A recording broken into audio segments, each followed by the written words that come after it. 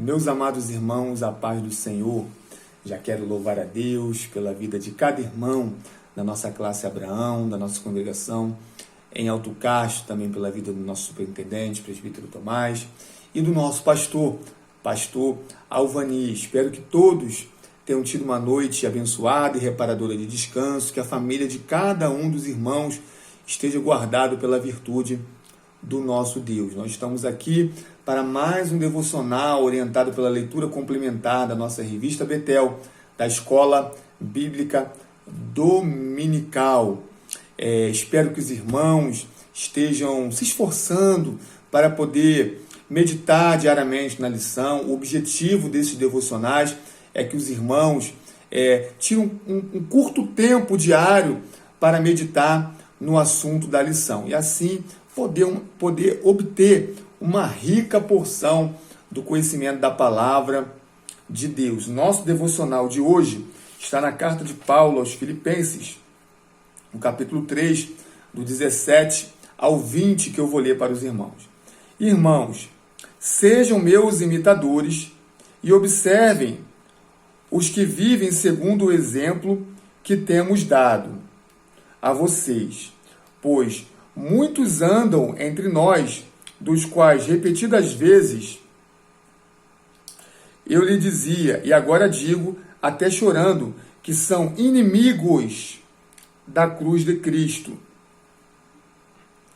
O destino deles é a perdição, o Deus deles é o ventre, e a glória deles está naquilo de que deviam se envergonhar, visto que pensam nas coisas terrenas. Pois a nossa pátria está nos céus, de onde também aguardamos o Salvador, o Senhor Jesus Cristo. Aleluias! Meus irmãos, nós estamos nos preparando para a lição de número 9 do nosso trimestre, que tem por tema Esaú, as bênçãos da promessa por um prato de lentilha. Não deixem de orar.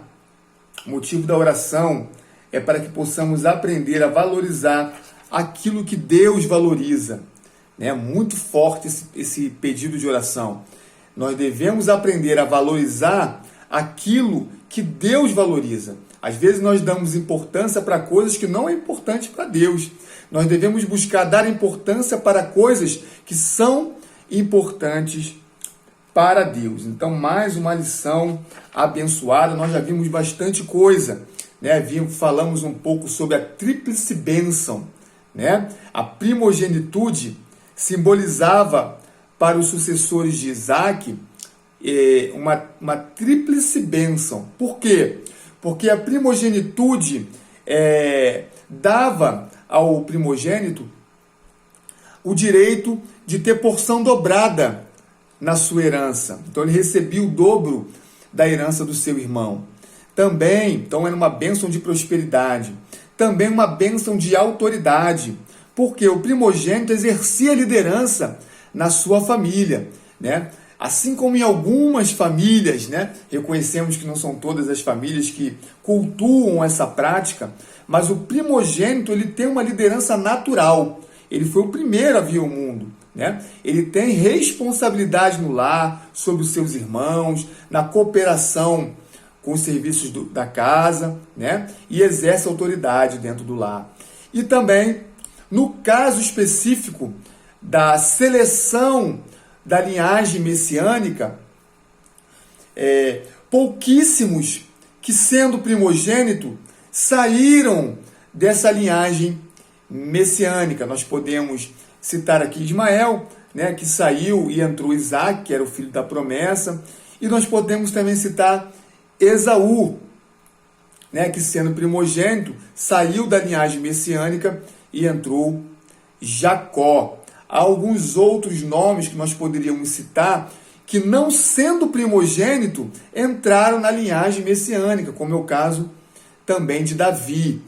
Mas, em regra, o primogênito, dentro dessa linhagem, ele ia formando a árvore genealógica do Messias que haveria de vir. Temos visto que, como Esaú desprezou as coisas que são de Deus por coisas que são terrenas, né? Então ele abre mão de todas essas bênçãos por uma satisfação pessoal e temporária, né? Aí nós vimos que ele preferiu um prato a um banquete futuro. Aleluias! Lembra que nós falamos que já tem uma festa preparada para nós, né? Inclusive é o texto de referência da nossa lição, que está em Mateus 22, né? Uma parábola que Jesus conta das bodas, onde nós somos convidados para essa grande festa. Louvado seja o nome do Senhor. E não podemos perder essa festa, meus irmãos. Nós não podemos perder essa festa por um prato, ou seja, por coisas tão insignificantes que são dessa terra, né? Preferiu o que é escasso em detrimento do que é abundante e priorizou o prazer pessoal em detrimento do propósito espiritual. No texto que nós lemos, nós devemos destacar alguns elementos interessantes nesse texto. Primeiramente, o apóstolo Paulo, ele pede para que os crentes em Filipos, eles sejam imitadores dele, para que eles não sofressem uma influência do que ele vai chamar mais abaixo de inimigos da cruz de Cristo.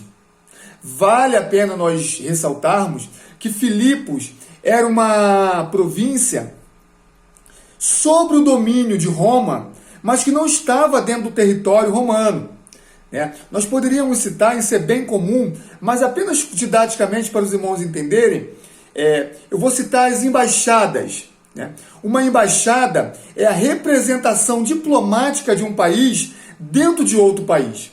Então, por exemplo, a embaixada americana aqui no Brasil é uma representação dentro do território brasileiro da diplomacia norte-americana. Então, dentro da embaixada americana, eles falam inglês, eles obedecem às normas e às leis norte-americanas, né? E o que vale lá dentro são as determinações que procedem dos Estados Unidos da América. E embora a embaixada esteja dentro do território brasileiro, ela não está sujeita às normas e autoridades brasileiras. Então perceba, queridos, o apóstolo Paulo está escrevendo aos crentes em Filipos para que eles não sejam como aqueles que ele chama de inimigos da cruz de Cristo. Quem são esses? Ele diz que o Deus dele é o seu ventre. Então o inimigo da cruz de Cristo são aqueles que só olham para o seu próprio umbigo.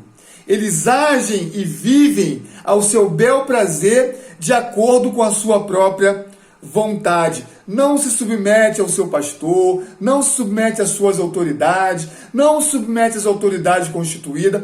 Ele faz o que ele acha o que é certo. E ele prossegue dizendo que o destino deles é a perdição, e a glória deles está naquilo de que deviam se envergonhar, visto que só pensam nas coisas terrenas. Tudo que eles fazem é para proveito próprio, é para oferir mais lucro, é para satisfazer os prazeres da carne.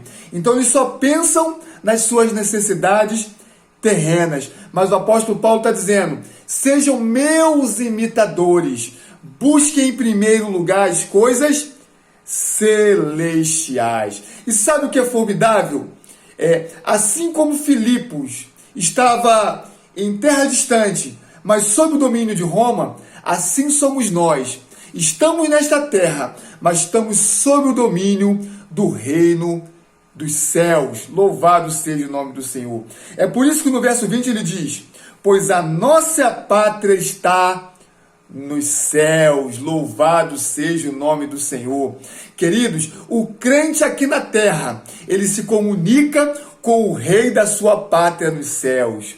A solução dos nossos problemas não é segundo as medidas desta terra, mas é segundo as medidas dos céus. Aleluia, louvado seja o nome do Senhor.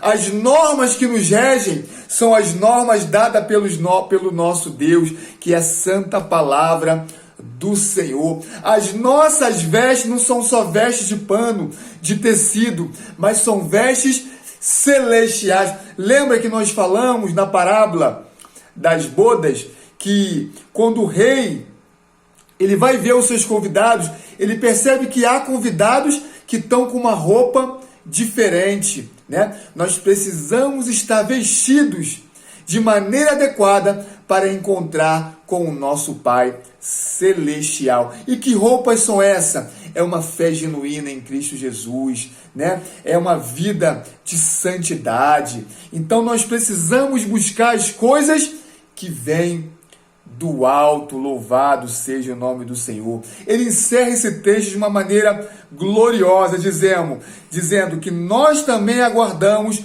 o nosso Salvador, o Senhor Jesus Cristo. Ei, queridos, a nossa pátria está nos céus e nós retornaremos para lá. Há um louvor que o departamento de louvor costuma cantar, dizendo que nós não somos daqui, mas para casa retornaremos. Querido, aqui não é o seu lugar. O seu lugar é na mansão celestial, na cidade celeste, na cidade de Sião, que está preparada para nos receber. Que esta palavra traga alegria ao seu dia, traga vida ao seu dia, fortalecimento à sua fé. Eu não sei, talvez você tenha amanhecido nessa manhã, no dia de hoje, com algum problema por resolver, alguma coisa que está inquietando o seu coração. Lembre-se, há um tempo determinado por Deus, tudo isso vai passar